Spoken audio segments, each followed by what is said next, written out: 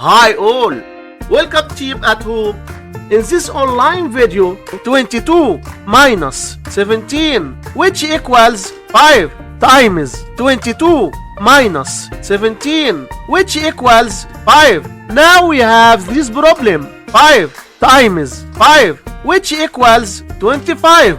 But this answer is not correct because according to the order of operations we have to work on the parentheses first, then work on multiplication, and at last work on adding and subtraction. So first we do this subtraction, then this multiplication, and at last this subtraction. So we have first this parentheses, 22 minus 17, 5. So we have 22 minus 17 times 5. Now we have one subtraction and one multiplication. We must do this multiplication first, then this subtraction. So 17 times 5, which equals 85. So we have 22 minus 85. So 22 minus 85, which equals minus 63.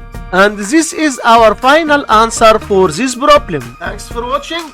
Like, subscribe, and enjoy the ride.